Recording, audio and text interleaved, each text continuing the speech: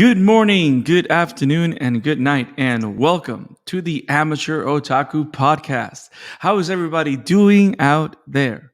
I am Brandon Alvarado, the Scarlet Fan here, and I am really excited to be here live this afternoon to talk anime with everyone here at home. Thank you for joining us on YouTube, on Facebook, and Periscope to talk anime, and of course, one of the greatest anime of all. But as usual, you guys know I cannot have these amazing anime conversations by myself. As usual, I am accompanied by the one, the only, the Warhammer, Doug Isaac. What is up, man? It's going good. Isn't it ironic that we are talking about the essentially the thriller kaiju fantasy, the big kaiju thriller of animes, the day after Godzilla vs. King Kong had its first trailer? It is kind of ironic. I'm not gonna lie. But I am gonna say, I mean, even though how amazing that trailer was, I still prefer my Shinjeki no Kyojin.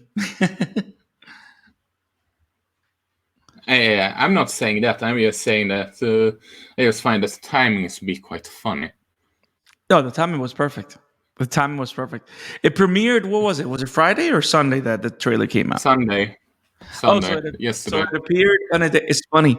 Like they kind of knew that their trailer was going to drop on the day of a new episode of another giant franchise. Get it? Giant. I'm sorry. I tried. I should stop trying, should I? Yeah. Right. Thanks for the support. And it's just so ironic that I see people that makes no sense that Kong could give some smack to Godzilla. It's a movie about a giant ape fighting a radioactive lizard. Give me a break, people. It's what did you expect? Hey, but anyway.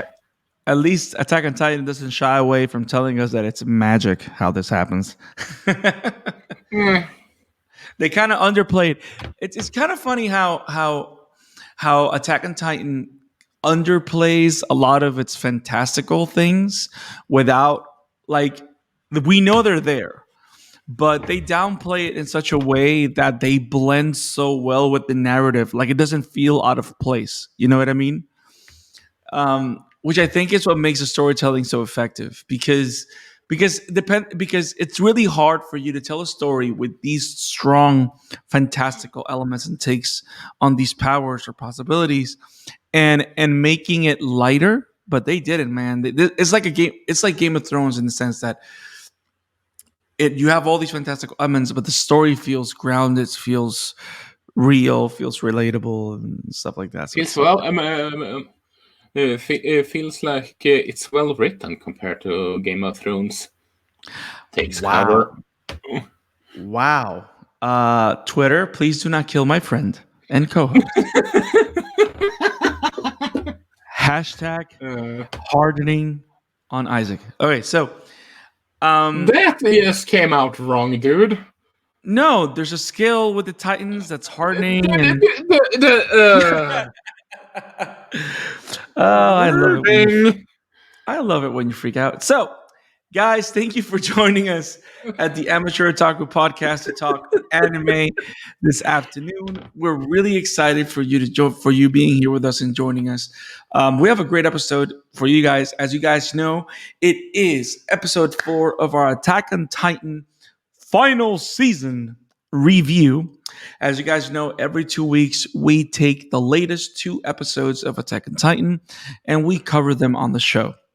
This week, we're covering episode 65 and episode 66, which is episode 65, The Warhammer Titan, and episode 66, Assault. 2 very big episodes in terms of action, and also in terms of drama, because I love how Attack on Titan doesn't underplay its drama when the action is in the forefront, because after so many quote unquote quiet episodes where you have a lot of dialogue, a lot of flashback, a lot of background confrontations, we finally see the big bomb go off pretty much in Marley, which is the assault of Paradis on Marley. Even though I don't think I should say is the assault of Paradis on Marley, because we cannot deny that this is the assault of Eren Jaeger, the usurper on Marley. And there's so much to discuss on these two episodes. They were awesome. But as always, if you love what we're doing here at the Amateur Otaku Podcast, please join us in our YouTube channel. Make sure you subscribe and you click on the bell for notifications so you do not miss any streams, so that you do not miss any episode and any coverage of Attack on Titan or any other shows that we cover for that matter. So please hit the bell for notifications, share with your friends. Also, the Amateur Otaku Podcast is available anywhere: Spotify, Google Podcasts, Apple Podcasts, Stitcher, everywhere your podcasts are available. Now, we do want to remind you that our Attack on Titan review series and our Promised Neverland review series is a YouTube exclusive series. So if you want to know our thoughts on these two amazing shows, make sure you subscribe to our YouTube channel. It will not, these episodes do not go on the podcast, but when the series wraps, we will cover a recap episode for the pod so that nobody misses out. But we're just trying to grow our YouTube community audience. So make sure to share it with friends. Isaac, I think we should jump right in. What do you think? Yeah, we should attack the subject head on. Wow. So, episode 65. If we remember episode 64, Declaration of War, it ended with a very iconic panel, which is Eren becoming the Attack Titan and attacking the presentation by Willie Tiber. And not only attacking the presentation, he literally grabs Willie Tiber, crushes him, and throws him in the air. And the last thing we see before the credits roll on season 64, on episode 64, is a Willie Tiber falling into Attack Titan's mouth. And of course, Isaac, why is he trying to eat Willie Tiber? Can you remind this to our guests? Why are they trying to eat him? Why is he trying to eat Willie Tiber? What is he trying to get out of this? Because he want to absorb the Titan power that he had. Right. So he believes that the fabled Warhammer Titan, which is the new Titan that's introduced at this point of the game, into Attack on Titan lore. As you guys know, the only way an Eldian can acquire Titan abilities is either A, becoming a pure Titan and eating a Titan wielder while he's in human form, or it's by literally eating other human, by becoming the Titan yourself, whether you're a pure Titan or whether you're a Titan wielder. As long as you eat someone that has Titan powers, you will acquire that power. Now, it's very awesome that they finally introduced this Titan to the series. I love what they did with the character and how they paint him in the show. But I want to take a minute as we continue to, because I want to talk the action, but I also want to talk drama and a lot of the dialogue that happens in the show that's very interesting, especially this episode. Isaac, they're doing they made a very interesting, weird decision with the Titans on this season. Have you noticed that they're doing like a blend of CG and animation? And sometimes the Titan is completely CG and other times it's just animated. Have you noticed that? Yeah, I noticed that too. Go ahead. It was weird. It was really weird. Was it off-putting? And I have seen way worse animation, hybrid animation, so to speak. One of them being the recent what was it called? X Arms, the first episode, or whatever. You know what?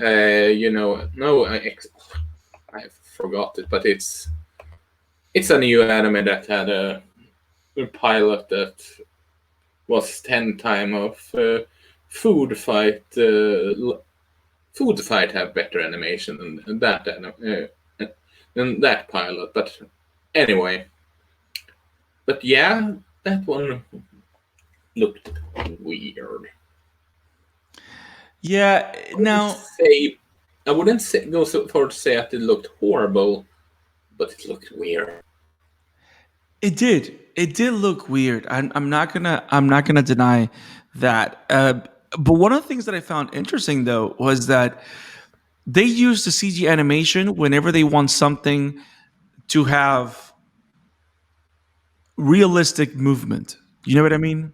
Like whenever they Yeah, had Attack Titan punch through things fiercely, jump, running, and stuff like that, that's when they use the CG models, with of course, because it does give it a bit more life and it makes it stand out. Um, and then whenever you had a moment where the Titan was either standing still, striking a pose, they went back to animation. And even though the shift is kind of strange and kind of very, very striking at times, I kind of you dug can it. say it was. You can say it was a very jarring at times. Yo, Yeah, but now that I'm you mean watching, yawing? wow, stop, stop, don't try, stop. Okay, so, but what I was trying to say is that I kind of after watching the episode a second time, I'm kind of warming up to it just because they're not completely letting go of using the drawing. You know what I mean? Of using the artistic repetition and drawing of it. So they're not overusing the CG. They're just using it for intense moments. Like if you were seeing a video game, that most of the best CG is saved for cutscenes. You know what I mean? Yeah, So they're kind of doing the same thing here, which I think is kind of interesting. To me, it works most of it because I'm used to kind of seeing this also because if you remember, Code Geass does that a lot. At least the movies do that a lot. Like the I don't think I've seen the movies. yeah, so in the movies they do that a lot where all the nightmares frames are CG and everything else is just regular animation. So they kind of blend it pretty well. But yeah, that was something I found surprising. I just like that they didn't commit 100% to the CG models because it kind of didn't work 100% last season. So I like that they made it a lot better now. Um, now one of the things that I do want to bring out here, which is the thing that makes it super interesting, is this idea of Eren evolving as a character. And one of the biggest things that we see in this episode, and it's even presented even in a bigger way in episode 66, is how Eren has evolved as a fighter. And the idea that he is a master fighter now. He's That's an calculating. that's an understatement. Yes, and we all know that from the very beginning, Aaron has always been this hot-headed mess that just throws himself into the fight, into the fire, just punching away and trying to survive. And he needed people to kind of wake him up for him to actually use his brain in battle for once. And when you see him here, he's observing everything that's happening. He's making very particular, meticulous decisions. Um, and you never see him in Titan form making quick, rash decisions. He has a mission, he has an objective, he's clear, and he's observing the entire battlefield as it's going on, not losing sight of his goal. And that is like really awesome. And I feel that in comparison to the manga, where I first read this and saw this, the show has done such a great way in illustrating these developments in Eren's personality and character, especially with the voice acting. Because you can notice that it is the same voice actor that we've always had, but you can notice that there's a lot more depth and kind of like mellowness in his voice. You know what I mean? Like the way he delivers lines, the way he communicates with Mikasa, the way he carries himself is so different that it also is translated to battles, and I think it's pretty awesome. Like to me, one of the biggest things that happened in the episode that I loved how it's so well illustrated because of the way it's directed is the way he analyzes in a second the fact that the Warhammer Titans user wasn't in the body but was hiding underground, and he found that out because he was analyzing that her Titan was created from the feet up as opposed to all other Titans that are created from the head down. Like those kind of observations, like we would never expect that from Eren, but we're getting this here because he's evolved. And I find that so awesome.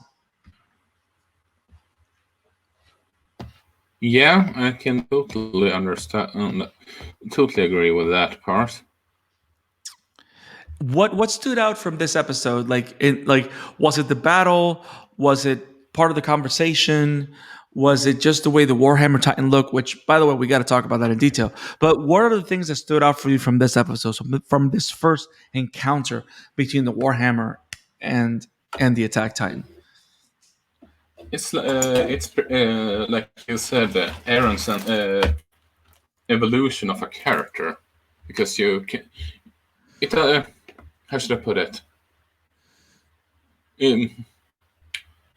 You action speaks louder than words, you know, and his action shows.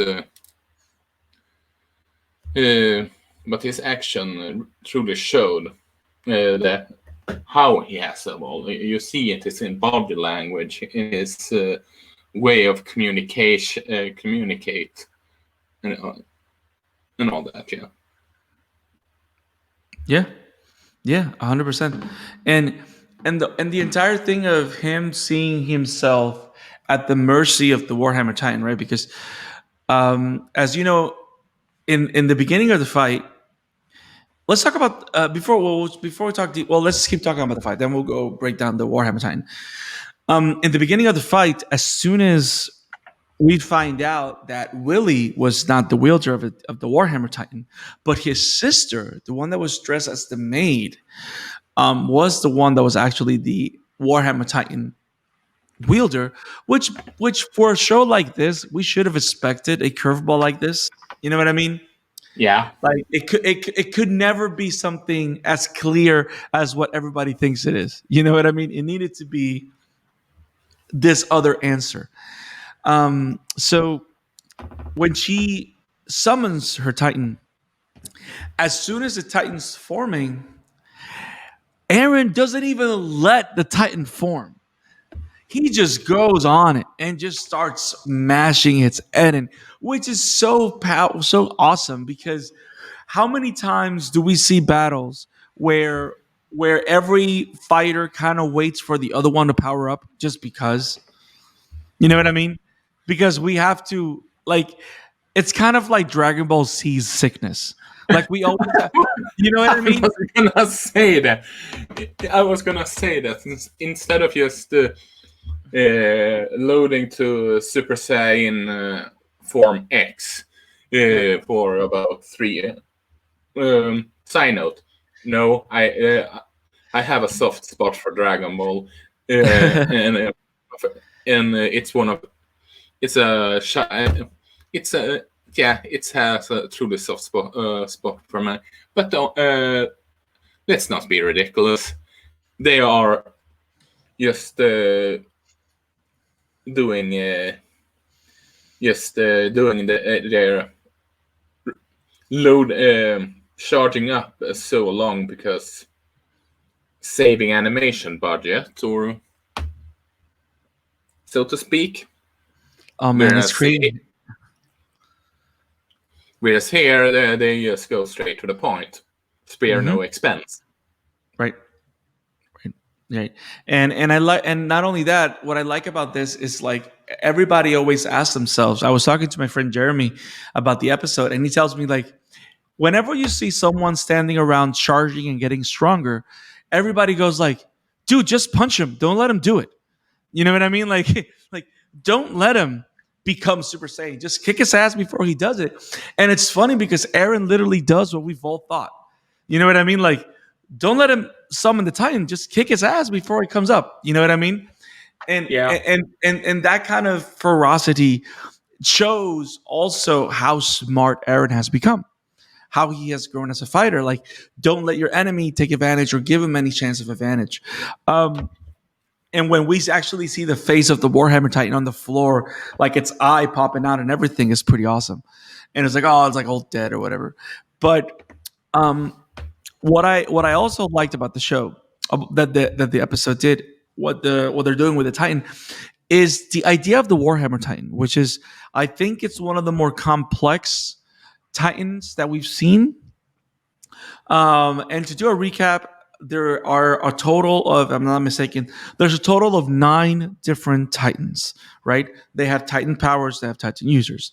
Of course, we have the main Titan, which is, of course, the first one we see, which is Colossal Titan, which, as we know in the story, it's now wielded by Armin.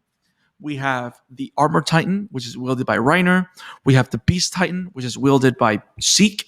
We have the Cart Titan, which is wielded by Peak. We have the Jaw Titan, which is now wielded by Galliard.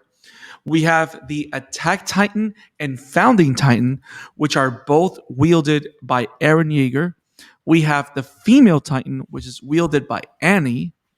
And then last but not least, we have the newly revealed Warhammer Titan, which is the most unusual Titan, but is the coolest too, because one of the things that I learned, you know how Attack on Titan always has like the intermission in the middle where they give Yeah. you like a picture with like information of the world or whatever. There's sort of it's sort of like how they do with in manga too. If you really Yeah. think about it. Yep. They have a little bit of that too. And one of the things that's interesting about that is that they reveal something about the Warhammer Titan that the manga never did. And it's that the reason that the Warhammer Titan is able to generate weapons with its power is because the ability of the Warhammer Titan is heightened hardening ability.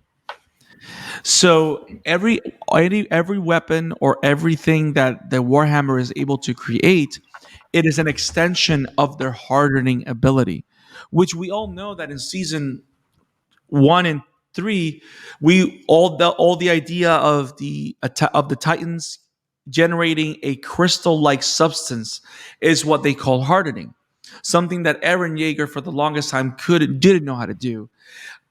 We see him employ this in the fight, which, by the way, that was like the Dragon Ball Z Dragon Punch, if I ever saw one. Like, like you have the power. Like whenever Eren started punching, Yeah.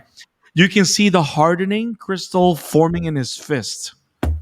Like that was so badass. The way they captured that, like again, showing you how much he's learned. And the idea that the Warhammer Titan is the most efficient Titan when it comes to hardening ability, that he's able to create weapons, that his entire body is covered in a hardening shell. I think it's very creative and I like how it doesn't really go way outside everything that we've seen so far. You know what I mean? Like it's not a completely unthought of ability. It is actually an extension of the lore. Like it's taking an idea that we've already known, which is hardening, and they're just expanding on it by showing us the Titan that has the greatest of that. You know what I mean? Yeah. So that was pretty cool. Um, so Anything else you want to add on terms of before we go into the more revealing parts of the episode? Anything you want to add about the fight? Anything that you enjoyed? No, I think we have covered it all. So the last little bit of business is so the Warhammer Titan. What makes it unique, apart from its powerful hardening ability, is that this is the only Titan that the user does not rest inside of the Titan, which is very interesting. So whenever this Tiber person summons the Warhammer Titan, it creates a hardened shell around the body, and then a stem comes out of the crystal and forms the Titan, which is so interesting because I think is one of the more creative and one of the more smart ways of creating a Titan like this. So that was pretty cool. And again, the fact that Eren was able to figure that out in the middle of the battle and was able to look at the stem and trace where the crystal was, because of course the first episode ended with him trying to eat Willie Tiber, and this episode ends with him finding the location of the real Warhammer Titan, because we do find out throughout the episode that it is Eren's intention to eat the Warhammer Titan and gain its power. So Eren is no longer just wanting justice and wanting freedom. He's trying to accumulate as much power as he can to fulfill his mission, which we still don't know what it is, but Like he he just said, wants to destroy his enemies. like he sort of said, I need to become like you was back in the day. I need to become a monster, kind of. Right. Yep. Which is a Rainer in the confrontation there in the beginning. Yep. Yep. And it goes back to the idea that this is a repeat of what happened in Shinganshina.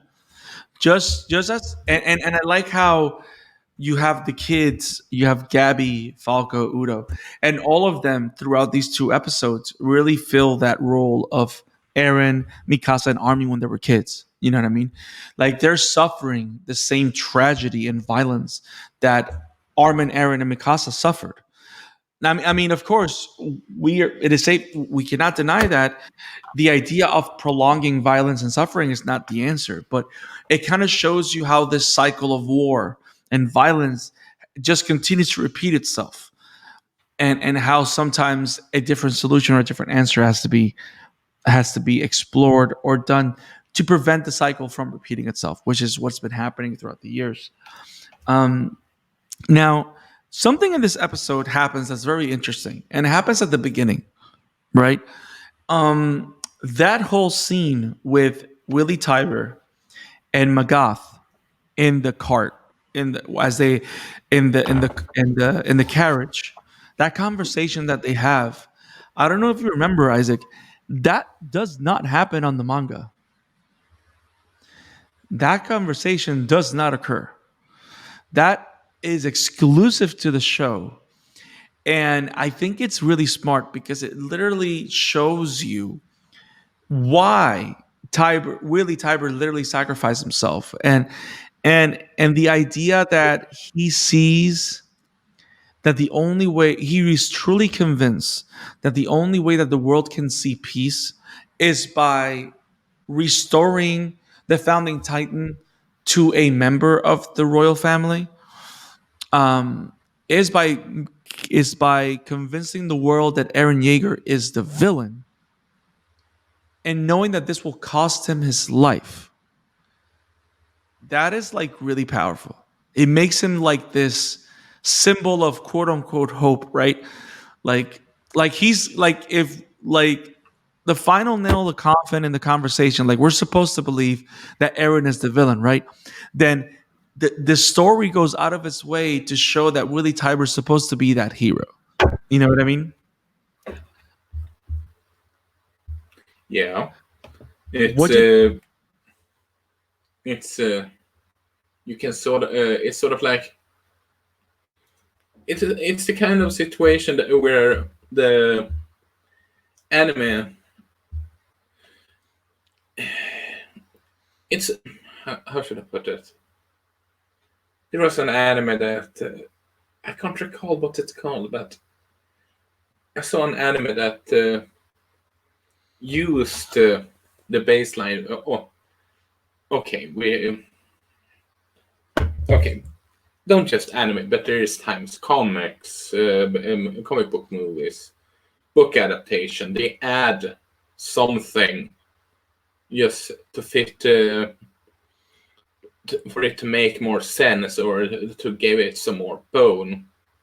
Right. For example, Legolas isn't in the original Bilbo book, which sort of doesn't make sense with all things considered with the first Lord of the Rings book. Why did so? What did they do? They add in to the Bilbo trilogy of the movies, sort of like that. Here they added a conversation just to give some meat to his reasoning of why he sacrificed himself like he does. Yep. Yep. And it works so well, doesn't it? Yeah, It is such a good scene, and I like that it doesn't only just give some meat to the character of Willie Tiber, which we've only known for 3 episodes. Like, think about that. We've only known Willie Tiber for 3 episodes. The first one where he's introduced, the second one when he gives a speech, and the third one when he's eaten. Like, we don't see him. But now, because of the buildup that we've done for this character and that particular scene, we're never going to forget Willie now. You know what I mean? And I like how they've immortalized him here, which I think is pretty awesome. Um, Now, the other thing that to me is standing out in a very particular light that I think we need to keep an eye on as we continue to watch the show, because I don't think that he was giving that much importance in the manga as he has been giving a lot more importance in the show. And it has to do with the way the character is portrayed and the scenes that they're using the character for. But they're giving a lot of screen time to Commander Magath. Have you noticed that? yeah, Like, I noticed that too. they're putting him like front and center into a lot of moments and a lot of events of the show. But more than anything, what I like most about it is that they're putting him front and center as an observer of the world from both sides. Like, he is a Marleyan, but he's not one of those racist Marleyans that just hates Eldians. You know what I mean? Like, he Yeah, understands that we're all people, and he kind of just fulfilling the role. Like, he knows that his job is to be this commander, so he's fulfilling his role to for the honor of his country. But he doesn't despise Eldians. He doesn't despise humanity. He also questions why he needs to do the things he does for Marley, and he questions why Marley wants to go into war. And the last line that he says to Willie, which to me is like so revealing of how they're using his character, the character Miguel. He says, I know we hate the Eldians because they're devils, but I am also convinced that we are devils in this war as well. You know what I mean? And and, yeah, and like that was like a he, very powerful line. yeah, like and what he's trying to say, which to me is, I think it's what the opening of the final season show credits are trying to tell us, is that because did you notice that? And I don't think we've ever brought this up, but I've been thinking about it a lot, and more than anything, I've been thinking about it now. And now with the way they're using the character of Magath, I think is so interesting. Is that, have you noticed that this is the first opening sequence in all of the seasons of Attack on Titan that does not include Titans? Yeah, It does not include Titans at all. The only frame and picture of a Titan that you get is at the end, and is a slight picture of Eren's Attack Titan. But literally, it's telling us is a picture of the horrors of war, and how war and destruction and death and violence is not limited to Titans. It's a human thing, and how Titans are just a weapon. You know what I mean? And it kind of goes through that human element that the show now is exploring. That this is just a show now about war and about the dangers of war and how it destroys society, destroys people and stuff like that, and how it affects people. And Magath is like the audience's guide through what's happening, and I find it so interesting. Yeah. Also, I know that this is sort of like off-topic kind of thing, even though it's in topic. But can we all agree that it says something if the Beast Titan doesn't give a flying fuck about Eren? If he prioritizes going against Levi first. Oh, he hates Levi, bro. Yo, uh, we're gonna talk. I want to say one more thing about episode 65 before we go to the next episode where that happens. But no, I agree with you. He hates Levi. Like Levi almost killed him. Like bad. Like he was about to kill. Dude, Seek's afraid, bro. Seek's afraid. And for the Beast Titan to be afraid of Levi is crazy. It's just not. But yeah, that was actually pretty funny.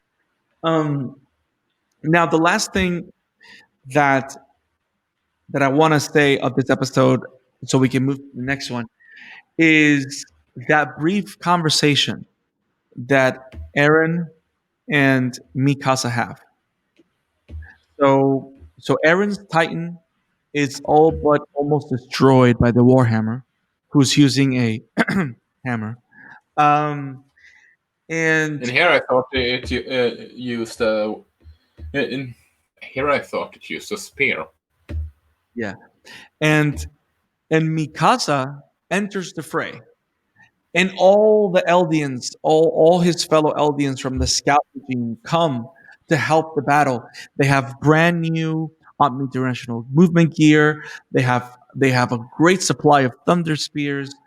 They're deadly, and they're here, and they're killing people, and they're here to attack. And Mikasa is able to defeat the Warhammer Titan momentarily, and goes to Eren, and she says, "Eren, please come home." And literally says, "Do you know what you've done?" And it makes you think, okay, so this means that Eren was here by himself. This whole thing wasn't the plan of the scout regiment. This was all Eren. Eren wanted to attack, and he just called them for backup to see if they would show up to help him. That is so crazy. That is so crazy. So Eren, it kind of shows like Eren has no longer any allegiances to anybody, which to me makes him a lot more dangerous, don't you think? Yeah, he's no, I wouldn't. I was almost gonna say that he's sort of like Batman when he doesn't want to be a Justice League member, but contact them as a yes, you know, I'm there, and he knows that they want to stop him, even though they can't. They want to save him also. Right. You get what I'm saying? Yep. 100%. And the biggest thing also is the fact that they all arrive and they all look so cool. I mean, I know the designs of the scout uniforms is so awesome. Like they all have like this. They have this plate on their chest, and the scout symbol is like engraved to the plate and everything. That is so cool. But of course, the episode ends with the entrance of the greatest scout ever. Levi Ackerman breaks the scene as the Jaw Titan jumps on top of Eren's back and tries to eat him. Levi comes out of nowhere and cuts his jaw off. No pun intended. And it was a jaw-dropping moment. Oh my god. And I think one of the biggest things happened also. I keep saying biggest thing, it's just there's so many big things in this episode. But another big thing happened is that we see Galliard scared for his life. And I think and to me, this is one of the most powerful endings of any Attack on Titan episode. And it's the conversation and the words that Galliard said. He says, "Wait a minute, I'm a Titan. Why are they not scared? Why are they attacking me? They're only humans and they're coming to kill me. Who are these people? They're the devils of Paratus. Like that particular, like it feels like if it were a poster. You know what I mean? Yeah. Like it was an announcement. That to me was so badass and so noir. It felt like a Tarantino movie. You know what I mean? Like, Yeah. huh? I can see what you mean. I can see what you mean. Yeah, like really over the top, but so dramatic, and all you see is them like lighting in the air with the directional gear and stuff like that. But yeah, this episode was great, and the one that leads up to it next was episode 66. Assault was great. Also, I mean, what a great 2 episodes where you have so much great action and so many good character moments. Like the story, like it shows you how strong the manga is. Because I read through these episodes and I was reading the manga and I was eating that up every month. It was so good. Um, but these episodes, so much happens. I don't know why, but did you get the feeling? I got the feeling that these episodes were longer than 24 minutes. Was that just me? Like, I like, didn't think about it, if I'm being honest. I was like, just on for the ride. yeah, the episodes have so much happening with it. And the pacing, I think the pacing is so good that I never feel that I have too little time. I feel that they capture everything up to the T, up to the most minimalistic second. They cover all the action and it's so awesome. Now in this episode, the Beast Titan joins the fight. The Card Titan joins the fight. We see the Panzer unit with the Card Titan, which is pretty interesting. She is the Card Titan with three different guys on her back with machine guns, which is actually pretty awesome for a Titan that all she does is run around. You know, for now. Can we talk about how Pike is like one of the greatest strategists that we've seen on the show? Yeah. Like she is so brilliant. To think that she is like the brain trust, like the one that makes decisions or strategy wise. I wouldn't be surprised if a lot of the strategy that we see in the final battle of season 3 between Colossal, Beast, and Armored and Eren was all the strategy of Pike because Pike knows what she's doing, man. Like she's the one that pretty much formulated the counterattack to get the weapons, to get the machinists. She was the one that was able to analyze the situation when they were trapped and told Galliard that it appears that Titans are fighting. She was the one that was able to recognize that the scout regiment was here attacking. She's a super smart character, and I'm really good. I'm really happy to say that we see a lot more of her. So I'm not going to say anymore. Um, but on this episode, this was mostly just action. A lot of fan service. So the Beast Titan arrives to the scene. He throws a couple of rocks, and halfway through the episode, Levi puts him down again. Oh my god, yo, he has no break. Levi, like he literally calls Levi out, and Levi puts him down again. Like It was nothing. yeah, it's so funny. It is so funny and crazy. Like, okay, let's do it. Boom. Um, so we see Reiner and Falco again.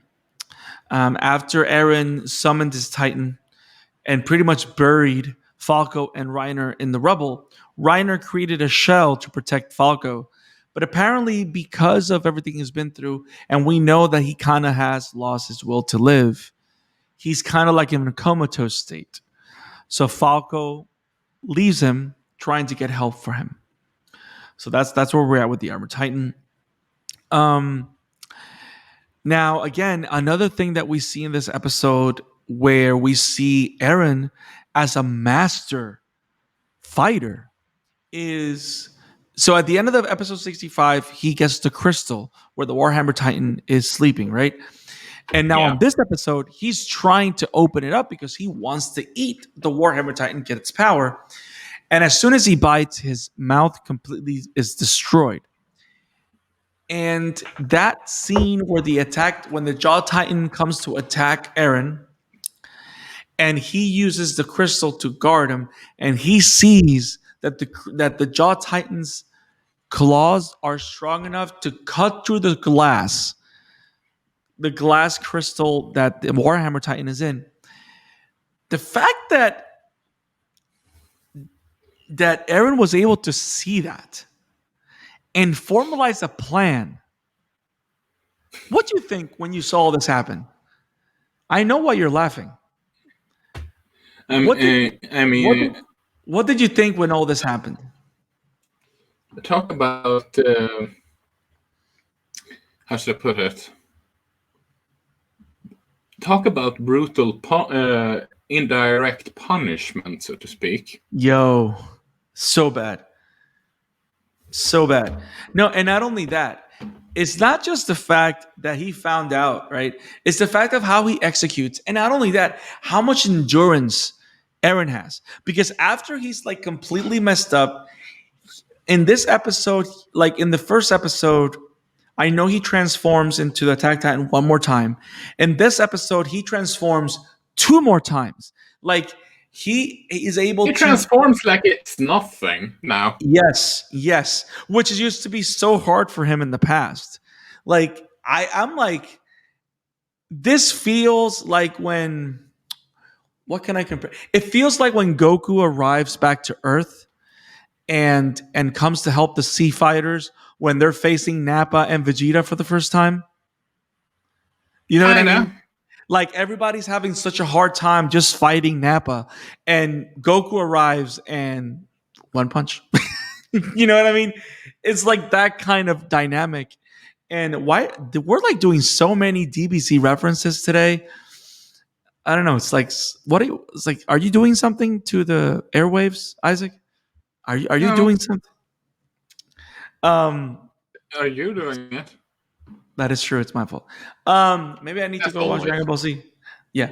So he literally says it. You might be tired, but I got more in my chest. And he goes and transforms again and again, and you're like, and every time he transforms, you can notice that his Titan form doesn't lose any steam at all. Like he's in like full strength, kicking ass, hardening left and right. You know, and then when he's able to, with the help of Mikasa, he's able to weaken the Jaw Titan. So he knows he needs the Jaw Titan to open the crystal. But here's the coolest thing about it. He doesn't just use the claws. No. He uses him as a nutcracker. Like I said, brutal indirect punishment. Wow, that was crazy. Like it in the manga it looks great, but here it looks so much more dramatic. And I also like the idea, like the scene and how they capture that as he eats the Warhammer Titan, you can see that his eye kind of like recognizes that he got the power. You know what I mean? Like his eye kind of like glows or whatever. Not too dramatic, but it's like it happens. And it's like Eren has now become the first wielder that we know of that harbors the power of 3 Titans inside of him. And if it wasn't because he is stopped by, who was it that stopped him when he was trying? If it wasn't because Reiner actually wakes up, he was going to try and get the Jaw Titan too. So he's trying to get everything he can to become as strong as he can to be able to do whatever it is he's trying to do. Because at this point, all we see him is attacking Marley, but we don't know what he's going to, what he wants to do, what he's trying to do. So, I mean, this episode, it was just purely action, so there's not really a lot of story happens or occurs. But All I know is that Gabby has a rifle and she's running around trying to find a way so that she can help or get revenge. We know that she hates Eren, so she's trying to do something about this because she just lost two of her best friends, and the place that she lives has been all but destroyed. And and Eren literally has become the villain of the world. And he right now sits center stage. And it looks like he's about to get a rematch with the Armor Titan. Now, did you find it interesting how when Reiner just formed himself, he has a different body style? Did you notice? What do you mean? Like the design of his Armor Titan is different. He has like something in the shoulder blades that's sticking out. The design of the face is different. It's not the usual Armor Titan look that we normally see. I don't know if it because he's coming out of a comatose state, but he has a different kind of getup. Like he doesn't have the usual Armor Titan getup that he normally has. So I found that interesting. But there's a lot going on. Next episode is going to be very interesting. We saw the preview, and we saw that they all escape into the Zeppelin. And the episode is called Assassin's Bullet. So the only one I see running around with a rifle is Gabby. So what she's going to do, I have no idea. And we just have to keep an eye out. Potatoes, probably. So I'm going to avoid that with all the fire in my bones. And now I forgot one thing, Isaac. Probably because it wasn't that surprising. But we finally see Armin as the Colossal Titan. Yeah, and he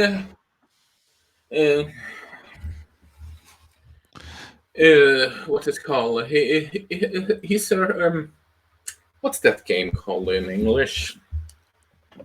You can go on first. What do you mean? What game?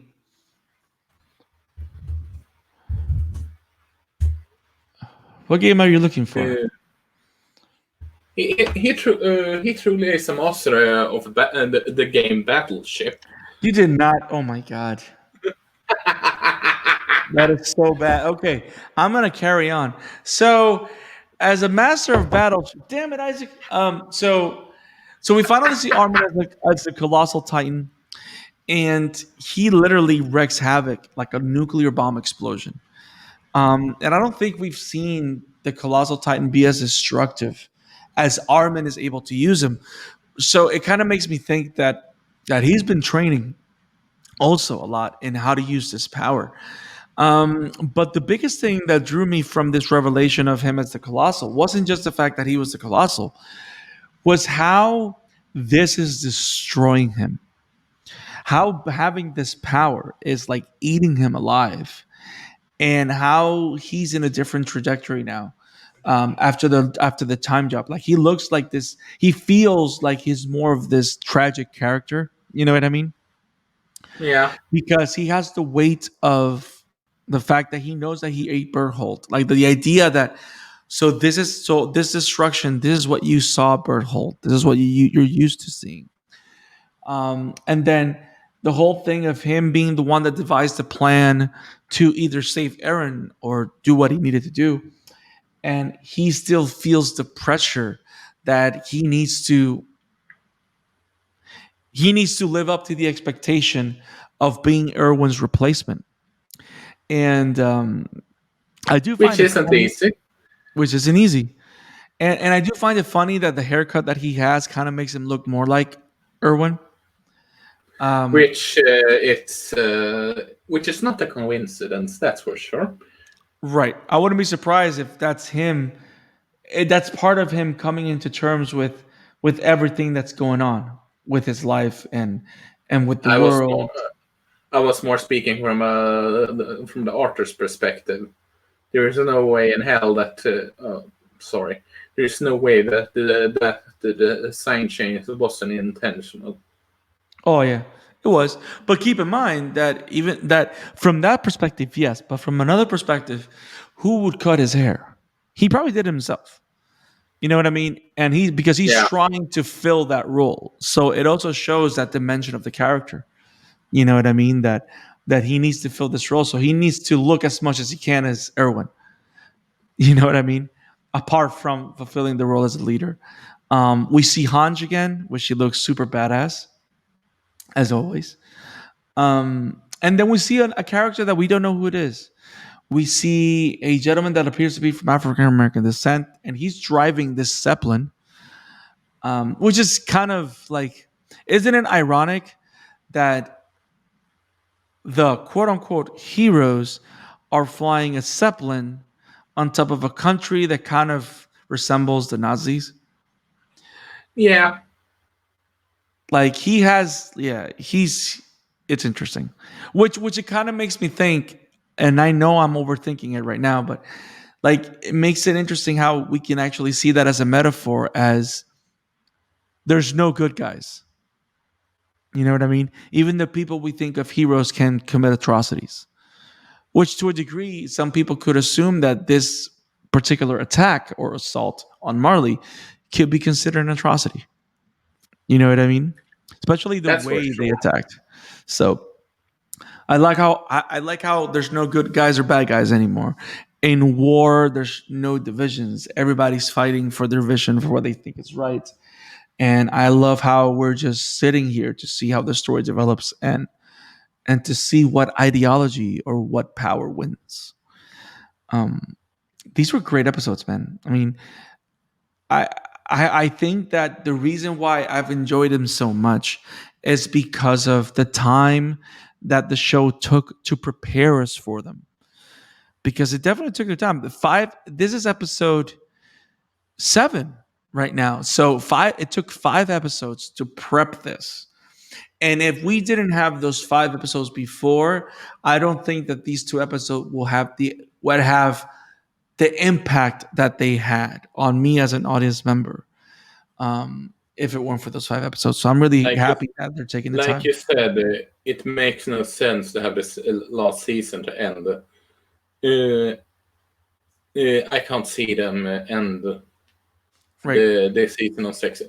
Maybe the first half will be 16 episode. That I can't argue with. Yep. That I could see, but Yep. 16 episode altogether, no.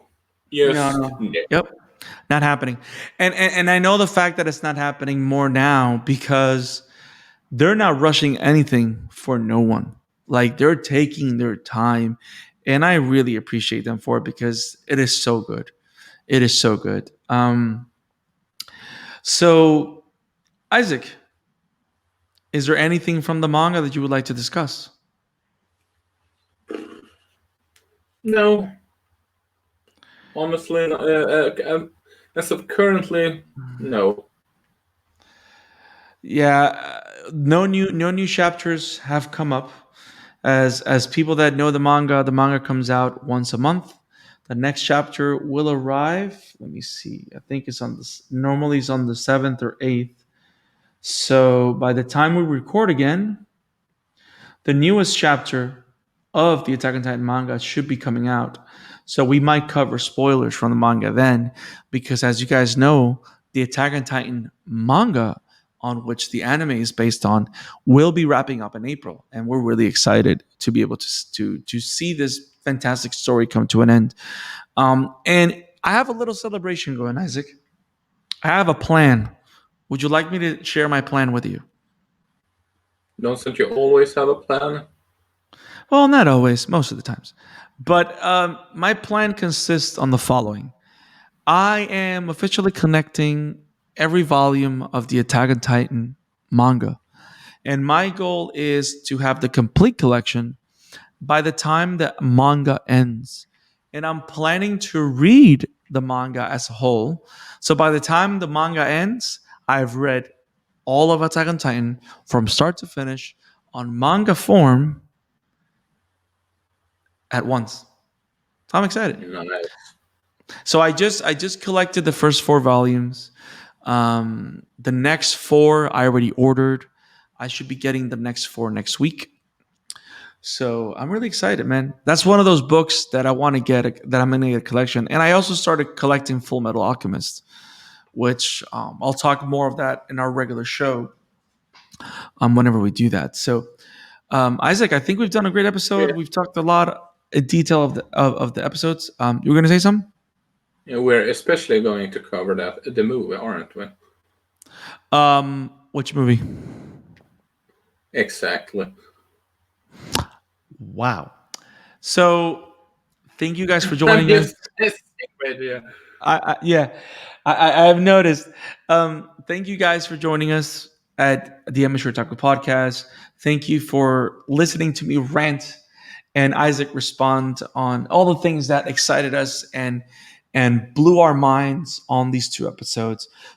Definitely the biggest action heavy episodes of the season and probably of the whole series to a degree, because they're awesome, awesome, awesome. Episode 65 and 66 of Attack on Titan, the final season. We will see you guys again in 2 weeks, where we'll cover the next two episodes of Attack on Titan. If at any point, next 2 weeks. Yeah. Wait, next week we're doing. Promise Neverland. What is he talking about? Correct. So in the next 2 weeks, we'll come back to do Attack on Titan. Hopefully you can join us. Remember to subscribe, like, share with your friends, and click on the bell for notifications so you don't miss any video, any streams. And follow us on your favorite podcast site, Spotify, Stitcher, Google Podcasts, Apple Podcasts, Radio Public, wherever you like to listen to podcasts. Isaac, where can our friends find you? You can find me at Twitter on Emblem Maniac, and you can also find our Instagram, which I've started to post on again, which is just finally. You can find it over at the Amateur Otaku. Nice. And you can also find my work over at Wobam Entertainment, which some interesting changes are coming up soon. Nice. And you can find me on Twitter at the Scarlet Fan 52. You can find me on Instagram at the Scarlet Fan 52, and you can find me on Facebook as Brandon Alvarado. And also, you can follow the Amateur Otaku Podcast on Twitter at Amateur Otaku Pod. And if you have any questions, recommendations for us, send this to us at the Amateur Otaku Pod or amateurtakurtf@gmail.com. We have 2 new subscribers to our YouTube channel, and we're really excited because one of them gave us multiple recommendations, which we will be discussing in private, because we definitely want to add those recommendations to our roster of shows that we're going to cover. So, Isaac, I'm going to share with you that so we can plan that, because every recommendation that we get from our listeners, we take in consideration, and we definitely want to cover in the show because we want to create conversation with you guys. So make sure to stay tuned for the new episodes that we're going to be recording. Tomorrow, we will be back to our regular weekly show at 7:45 p.m. Eastern Standard Time, and we're going to be talking about the anime that's beloved by many and recommended by one of my customers at my regular day job. We're going to be talking about Akame ga Kill. That's going to be the anime that we're going to be covering tomorrow at 7:45 Eastern Standard Time. So stay tuned so you don't miss the stream when it comes live. We will see you next time, guys. Have it awesome. Hey,